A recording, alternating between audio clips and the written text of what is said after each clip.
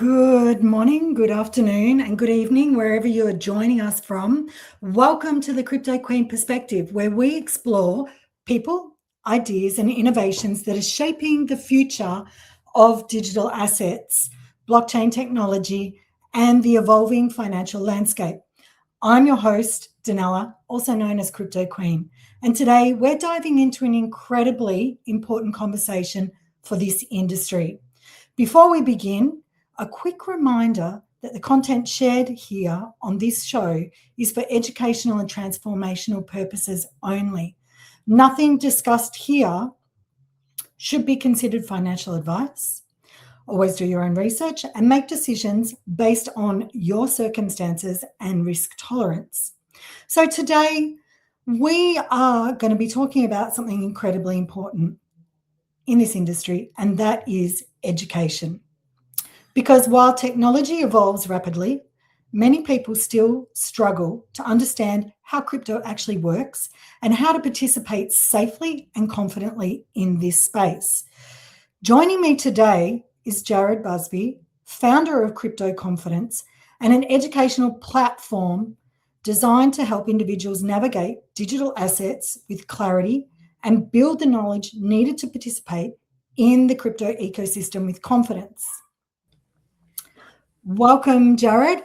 How are you doing? Hi. Welcome to the Crypto Queen Perspective.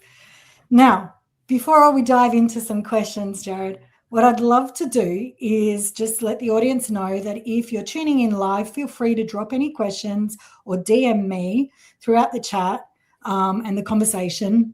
And we'll aim to bring some of those into the discussion toward the end of the show. As always, we love hearing from our community. So, Jared, let's get started with, I guess, your journey. This is kind of my format with my guests that I have on the show. Like, what was your journey? What first inspired you to come into the crypto space and to launch Crypto Confidence? Wow. Well, first, I just want to say thank you for having me on your show. I really appreciate it. And I appreciate everyone who tunes in to learn about this topic that's very important to me. So, I think everyone has a unique crypto journey. I will argue mine, in a way, started in 2008 when I was just graduating from college and the whole economy tanked. And I was like, wait a moment. All the guys who ruined everything get big paychecks and golden parachutes, and everyone else gets screwed. What's going on with this? And at that point, I kind of vowed myself to, if I could ever screw the banks over, I would. So, and then years later, around 2016, I discovered Bitcoin and Ethereum and other cryptocurrencies. I went, wait, hey, this is a way that you can get around the traditional banking system and even maybe make them irrelevant. I was like, excellent. This is my time to shine.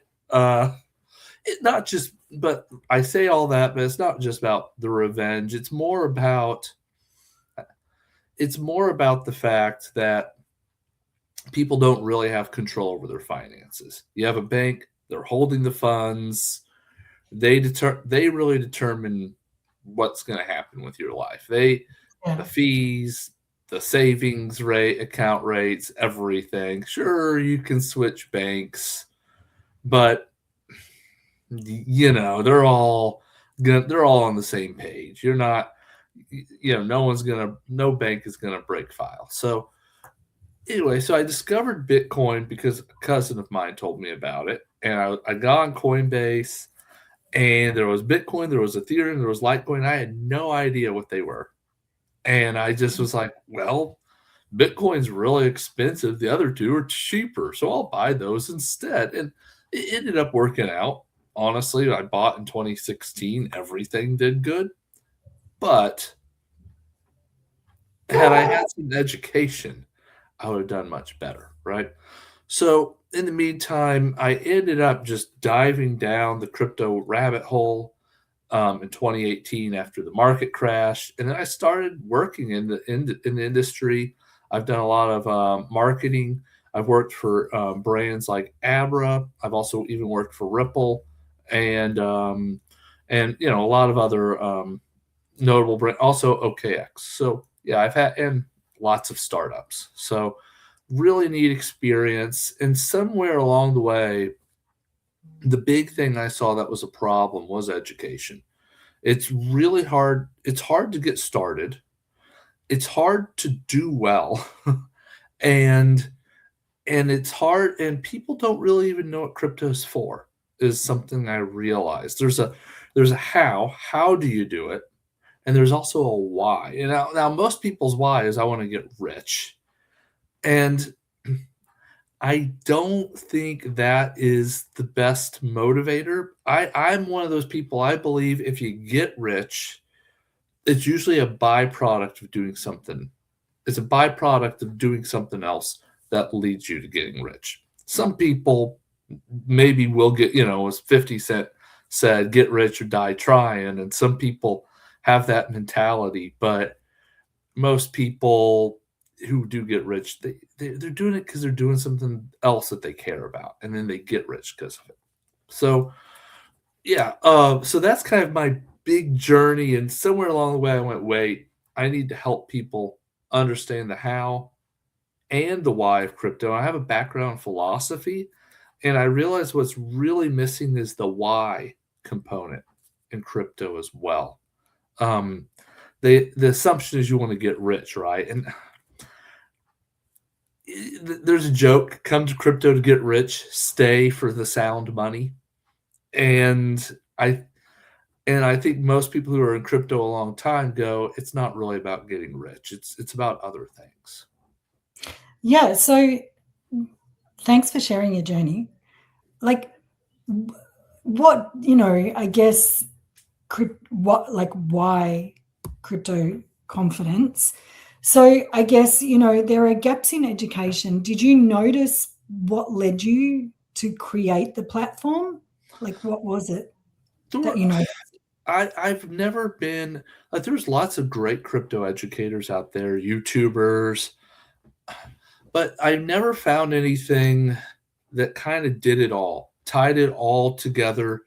So yes, there are platforms that'll teach you how to, but they won't give you the why. There are people who will tell you the why on YouTube, but they're not very good about doing the how to. And I'm trying to marry them and provide both, because it's kind of like most people who get into crypto kind of cobble it all together. And I think so. I offer a Substack that has kind of the why, and then I have a platform on I'm on a platform called School that has the how to.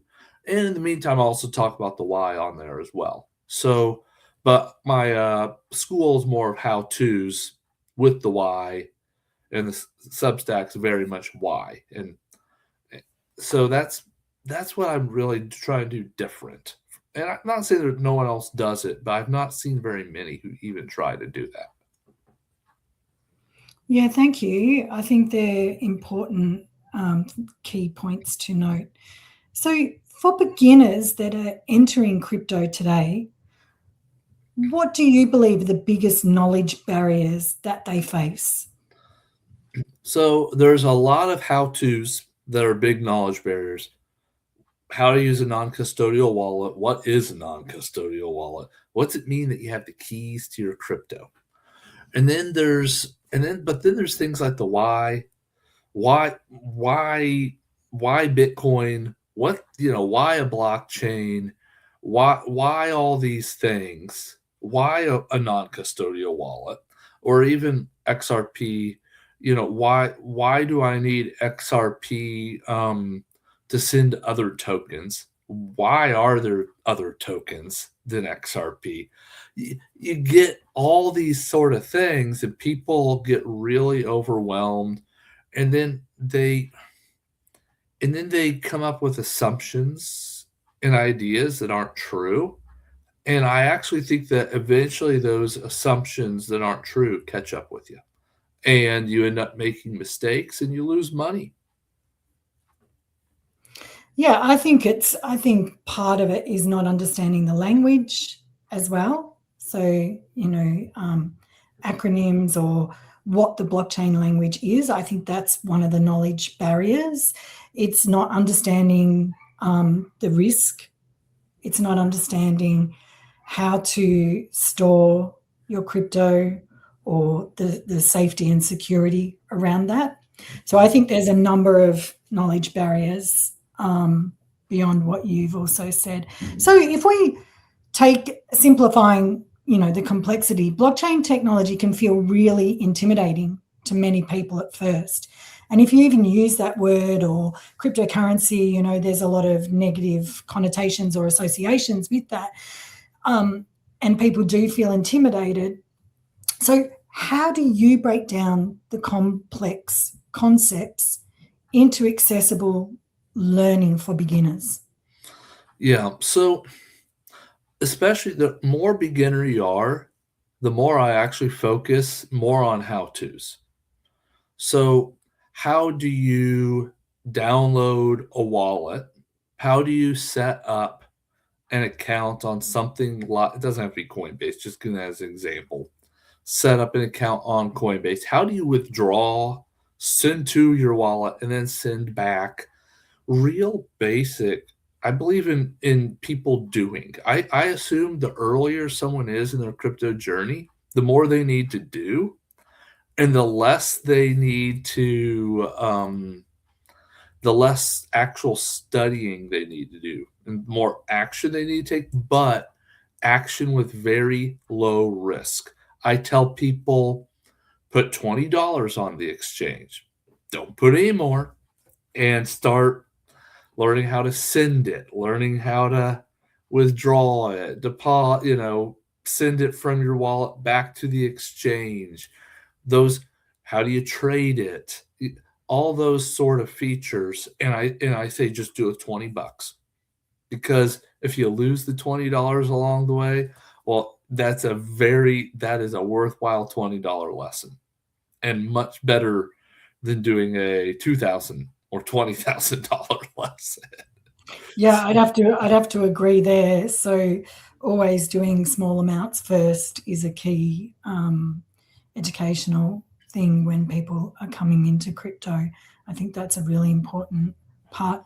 But also if we look at education and then we look at speculation in this industry, so many people enter crypto through speculation rather than through education, generally because someone told them to buy the Right. asset, the digital asset.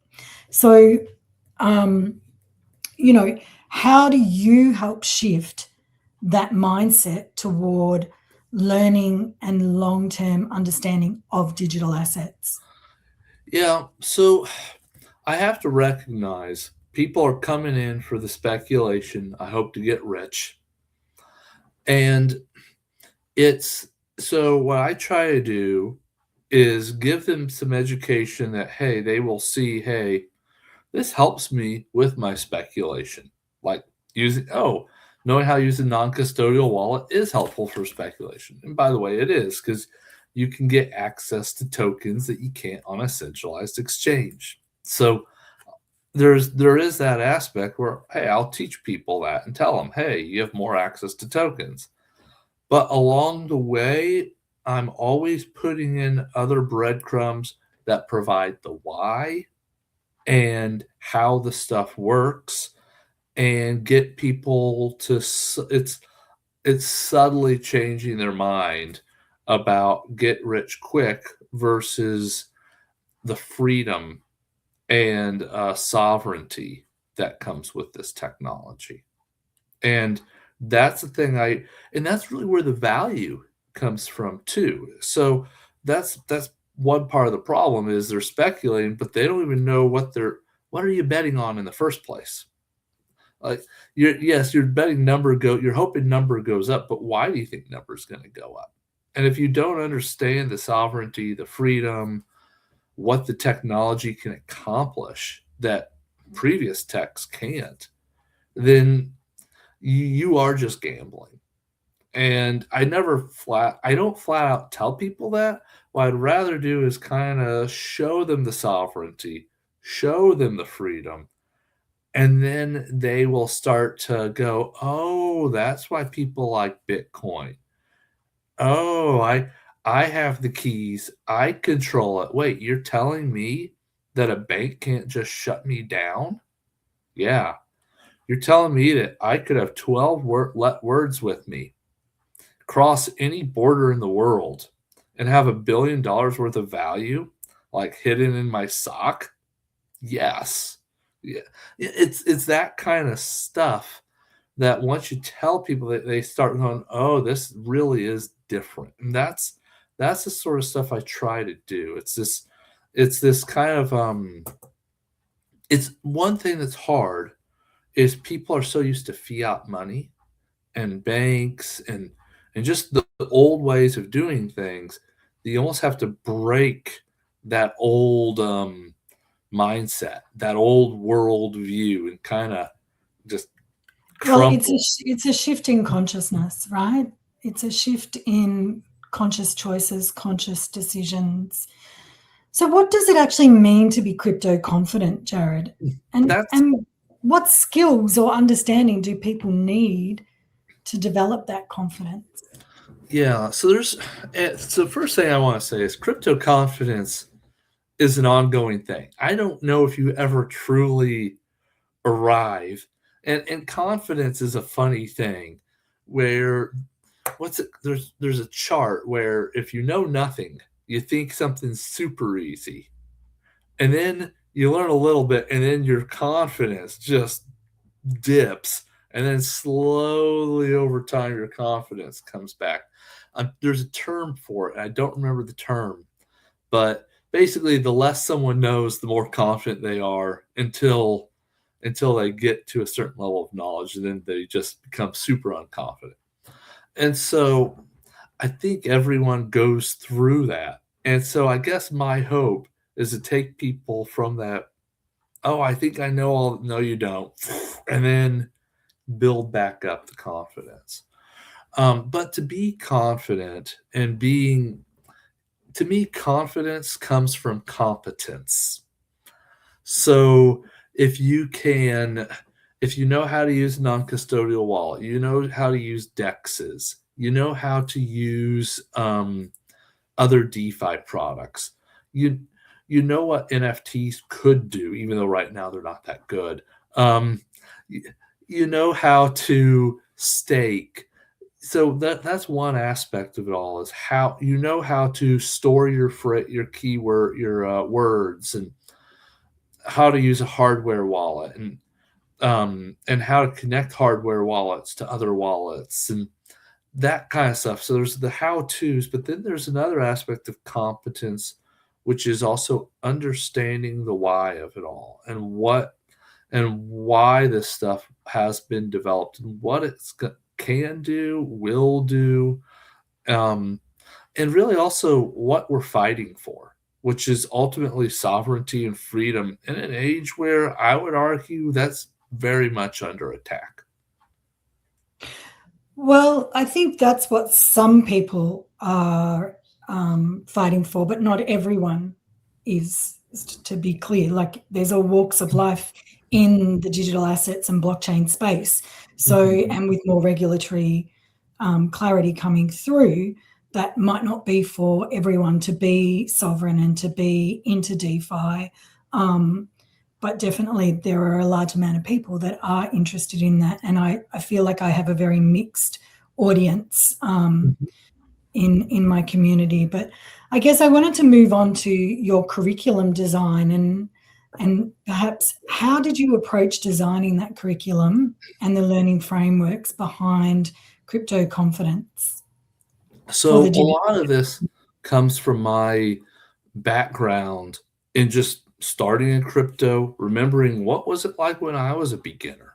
How did I feel, or when the first DEX came and first time I used Uniswap, how did I feel? What questions did I have?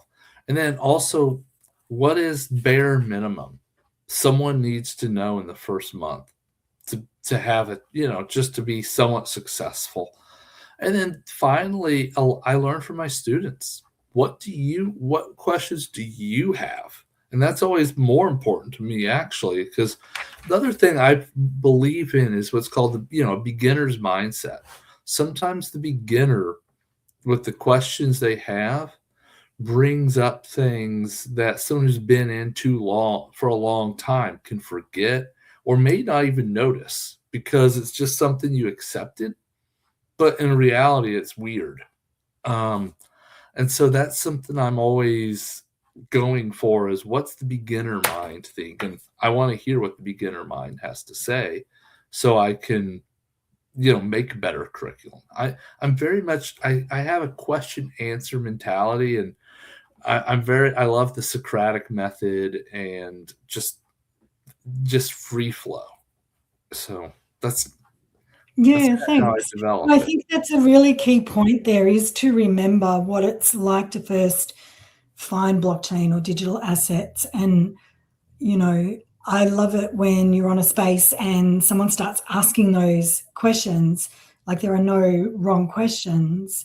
That curious nature of a beginner, I really love that. So moving along, as the industry evolves with DeFi, NFTs, tokenization, and new blockchain ecosystems, I guess my question for you is, how do you ensure that education keeps up with the pace of innovation Yeah. in this industry? And that's so first thing to say is really it depends on the teacher keeping up. Me. I have to keep up with it. So then the question is, well, how do I keep up?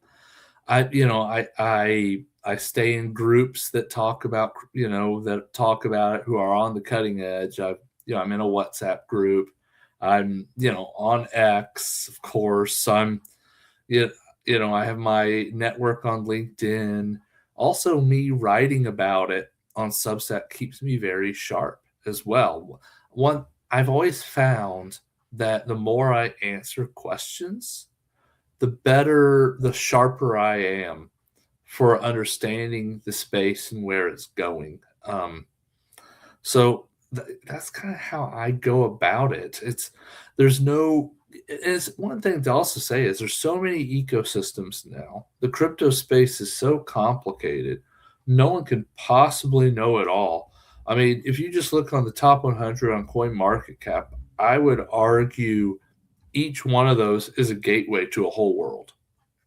And Oh, at yeah, I agree. Yeah. Yeah. I mean, just XRP, like people say, oh, XRP, it's just about sending value between the banks. No, it's not. There's a whole ecosystem there, um, from NFTs to DeFi to stable coins and RWAs that a lot of people just aren't even aware of. And that alone could keep you in a rabbit hole for a long, long time. And honestly, you could stay in that rabbit hole and never leave and be busy. So that's another aspect of it. So one thing I try to teach my students is, hey, I'm trying to give you the big map. So like the world map, hey, here's Australia, here's the USA, here's Japan, but you're at some point going to need to choose a niche and really dive into it. And that's really where you're going to do the best, is by really paying attention to a certain niche and getting good at it. And no one can teach you every niche because no one can possibly understand every one of them anyway. Yeah, thank you. Yeah, different ecosystems, different communities as well, right? Different people. But what do you think the role of education? So, role of education in adoption is where I'm sort of segueing into. Mm-hmm. And if we look at the XRPL ecosystem or Bitcoin, like there are different communities, there are different, networks offer different types of educations. But do you believe education is one of the biggest missing pieces in mainstream crypto adoption, or as I like to call it, digital asset adoption today? Yes. So here's the thing with this. On one side, there's been an argument made UX design is the biggest problem with crypto. The wallets aren't easy enough to use, the exchanges, the dexes, and but I'll say this: I look at the wallets, and I don't think they've changed that much since I got in 2017. And they're a little better. The UX is crisper, but I guess the way I look at it is, I remember using email when I was in 7th grade, and I use email today, and they're pretty much, yeah, the graphics are a little cleaner, maybe UX is a little better, but it's the same thing. It's still carbon copy, blind carbon copy. Who are you sending to? The message, the email message. It's nothing. So there's an aspect where UX cannot take care of education for people. And so it really does depend on people just learning how to use a wallet. For instance, it's just like people saying, "Oh, email's too complicated. I can't learn this." No one's going to adopt email until the UX becomes like as easy as writing a letter, for instance, or until it's like what they're familiar with. And if we're relying on crypto to become what people are familiar with and make it like Web 2.0, it's never going to happen, because it's not the same thing. Just like email's not the same as writing a normal letter. Yeah, there's some overlap. You have the to with a letter, and you have the from, and there's, you can maybe put a little thing on the envelope, what this letter's about. So there's some overlap between email and snail mail, but at the end of the day, they're completely different, and people have to just learn the tech. It's not the tech becomes easier. It's people just adopt. Yeah, I think I see that. I think the tech does become easier, particularly with AI. So I see that it actually does. And the user interface and experience for me has become better, although fundamentally there's still centralized exchanges and DeFi wallets. I guess how I see that we bridge that is through education. And, I guess for me, that's the fundamental that is missing in the mainstream digital asset adoption. Yeah, I think that's the biggest gap, honestly. Yeah. So for someone listening today who wants to enter into digital assets safely and intelligently, what are the first things that they should focus on learning? Maybe if you could give us the top 3 that you would focus on. Yeah. The first thing I would say is, everyone ends up in a centralized exchange no matter what. I do tell people use them as little as possible. I actually compare it to a public restroom. If you have business in there, use it, but you shouldn't camp out in there. So what I tell people is, learn the centralized exchange, and then you need to learn a non-custodial wallet, preferably a hardware wallet.